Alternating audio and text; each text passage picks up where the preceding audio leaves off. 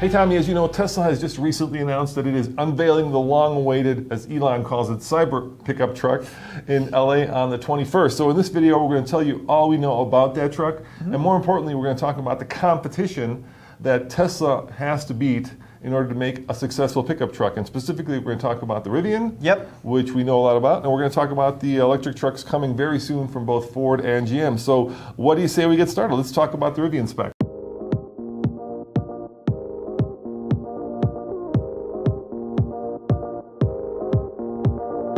Yep, so the Rivian is a ground-up company building a ground-up truck using not-so-ground-up people, if we're being honest. Yeah, they poached a lot of people from other big three companies because they're Detroit-based. Yeah, exactly, but here's what we know about the upcoming Rivian truck. So it's supposed to be a little bit larger than the current crop of mid-size trucks, but a little bit smaller than the current half-ton trucks. Rivian is saying quad motor all-wheel drive system, up to 750 horsepower and 829 pound-feet of torque, which will give it a 0 to 60 mile-per-hour run of roughly 3 seconds. Yeah, and production is supposed to start later next year, with deliveries taking place maybe at the end of next year, which I think is optimistic because they do have a factory, but they have to outfit it. Yeah, that factory isn't quite ready to go. Let's talk about range, because this is where it gets kind of interesting with the electric truck. So Rivian says a range of 400 plus miles, and what battery sizes? Yep, they say 3 different battery capacities: a 105 kilowatt hour, a 135 kilowatt hour, and a 180 kilowatt hour pack. And they're saying, you know, a 400 plus miles of range estimated. I assume that must be on the big, you know, the big pack. But towing capacity of 11,000 pounds, this is where things get interesting. Yeah, because you would think that a truck would be perfect for hauling stuff, right? An electric truck. Especially an electric truck, because it's built to haul stuff. So the issue is when you add more batteries, you in theory add more range, which makes sense because you have a larger capacity battery, but you also add a lot more weight.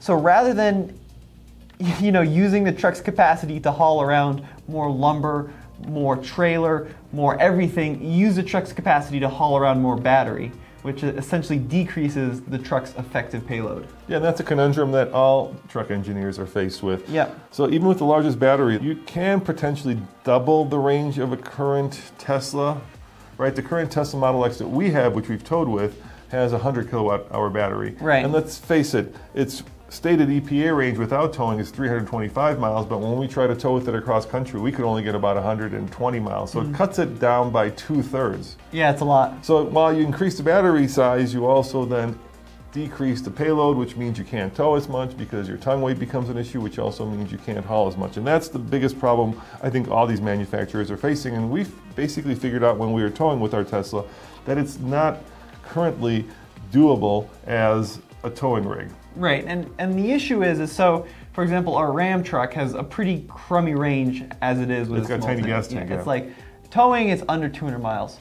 But with the Ram, you can refill that 200 miles of range in 35 seconds. Whereas, you know, with our Tesla, which has 120 miles of range, we found it took between 45 minutes and an hour to get that 120 miles of realistic range back into the battery pack. So that's going to be a big challenge for these truck manufacturers. Yeah, 'cause realistically, that means you tow for 2 hours and you charge for an hour. Yeah, and I don't see that changing with either Tesla or with Rivian or with the F-150 electric or GM electric trucks, unless there's a new and completely, you know, next level battery technology leap. And I'm not sure that's going to happen. Let's talk about the other thing that trucks are good at, and that is going off-road.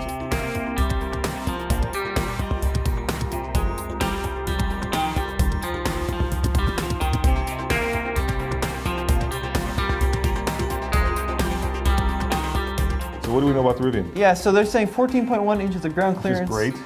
Yes, very good. With an approach of 34 degrees, departure of 30, and a breakover of 25, which is also pretty good numbers. There's a lot of advantages when you're going off-road in an electric truck in theory, so you don't have drive shafts or potentially transfer cases or fuel tanks to puncture, right? I mean, there's a lot less low-hanging fruit. But, once again, there are challenges for electric pickup trucks when it comes to off-road. First and foremost, you can't plug one into a tree, so that's a problem. And what we found is it it's very battery intensive when you're going up very steep grades, because with our Tesla Model X, when we took it up Rocky Top, it didn't have a low range. Okay, come a little bit, passenger. Yep. Turn on your creep. Is your creep on? And so we were using a ton of energy trying to crawl up this relatively easy off-road challenging course. And that's going to be a problem with all of these vehicles. And the other problem, of course, is that they're heavy, right? Our Tesla Model X with the 100 kilowatt hour battery weighs 5,400 pounds. Right. And if you add that to a pickup truck, it's going to get even heavier. Yeah, no, absolutely. And then there's water fording.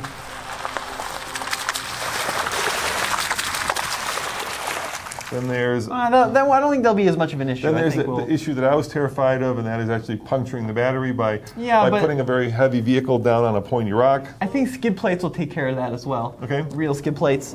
Like you said, the big challenge off-road is going to be, once again, range. If it has a low-range transfer case, that's certainly going to help things because you're putting a lot less strain on the electric motors and the drivetrain, so potentially you could get some range back there. But we'll have to see in the real world what it means in terms of off-road capability. All right, let's talk about the Ford F-150 electric and the GM electric truck.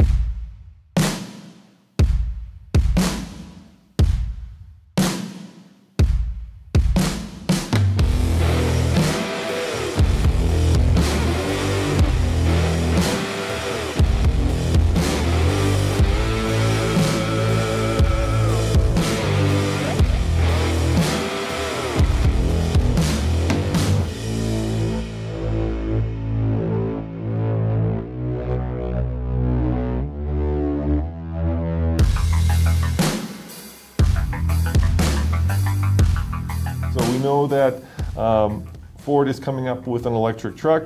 Right now, Ford's the #1 seller of trucks in the U.S. It currently sells about, well, this year so far, they've sold 662, 574 F-Series trucks through Q3. That's incredible. Yeah, over 660,000 trucks. Yep, and that includes half-ton HD sales, and of course the F-150 through F-450. So we're going through the whole range of series trucks. Yep. And of course, they've also sold 56,512 2019 Rangers, which is once again a relatively significant number. And we bring this up because we're curious to see where the electric truck from Tesla and Rivian will compete. Will it compete with basically a mid-size truck, a full-size truck, or a heavy-duty truck, or somewhere in between there? I don't think it's going to compete with any of them. Really? What do you think is going to happen? Oh, I think it's going to be more of a lifestyle truck.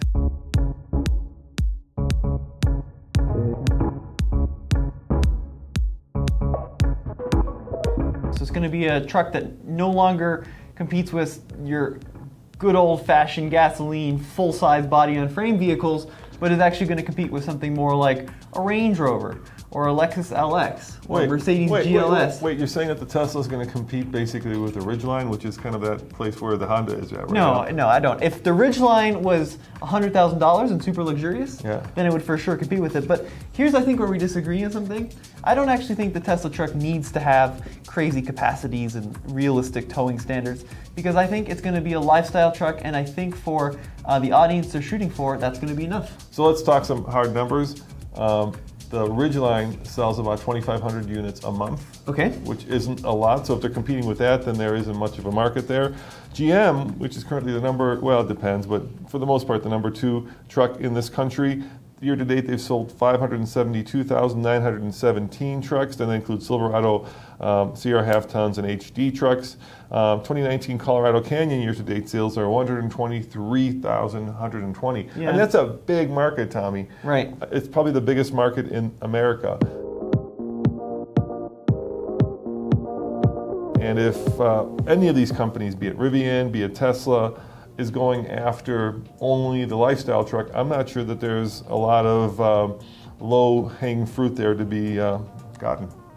Well, I think you'll be surprised, because I know Elon is going to he's going to come out and he's going to say that this is a truck for the masses, but it's not. I think when it comes out, it's going to be 80, 100 grand, and it's going to have some stupid 30,000 pound towing capacity that no one is ever going to use. But I really, like I said, I don't think that matters, because this initial crop of premium electric trucks that's coming to market, I don't think they're targeting F-150, F-250, Sierra HD, Silverado. even some of the nicer Rams. I think they're going to try to carve out their own niche.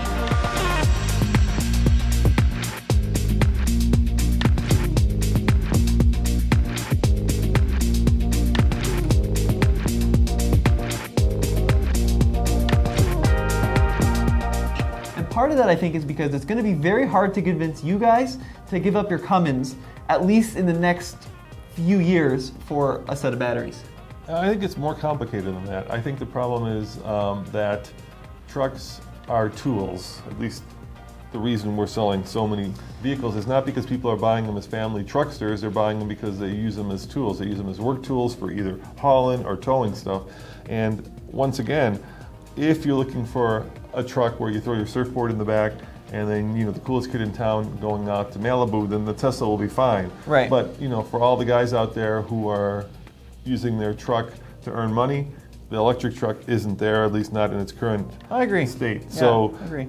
Tesla is fighting an uphill battle. First and foremost, while they've announced they're unveiling it, we know that the Model Y is coming before the Tesla pickup truck, and that's going to happen next year. So at this point, Rivian's going to hit the market first. Right. And then we don't know when GM or Ford are going to hit the market, but Ford is coming out at the same time with their very first Mach-E, their electric car.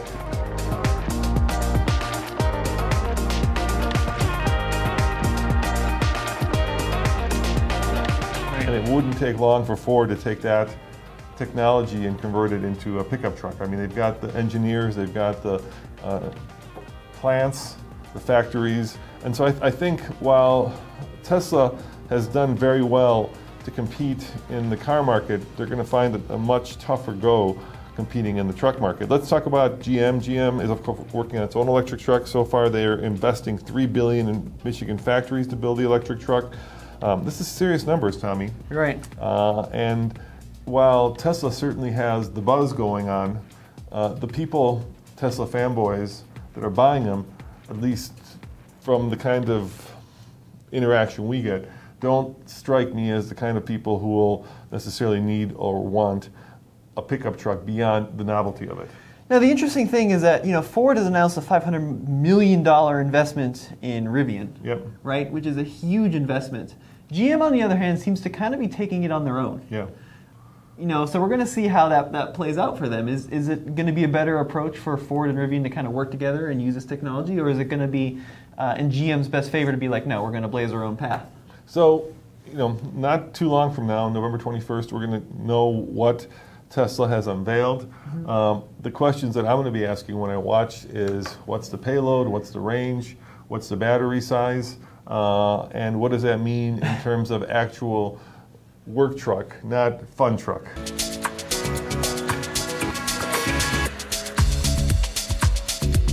And the questions I'm going to be asking is, does it look cool? How quick does it go from 0 to 60? And can you put your surfboard in the back? Oh, serious question though. I wonder if they're going to follow the J2807 trailering standard that Ford, GM, Ram, Toyota all follow. Yeah, and is it going to have a low range? Is it going to have more than no gears? I mean, these are all things that you guys should be looking for when the truck is finally unveiled in about a week. And we'll see. But right now, with our experiences with towing with the Model X, I don't see a Tesla truck as being competitive in that workspace. It may be competitive in the lifestyle space, but I don't see it being competitive in the workspace. And I think the money is, at the end of the day, for a truck in the workspace, because even though in Texas y'all love your family trucksters, for the most part, trucks still are the biggest tool in your toolbox, and we'll see if an electric truck also fulfills that promise. Yeah, we'll see. Yeah, as always, check out TFLtruck.com for more news, views, and real-world electric truck reviews. And of course, check out TFL Now, and we'll have every bit of up-to-date Tesla truck news as soon as we can get it out there. See you guys next time. Ciao.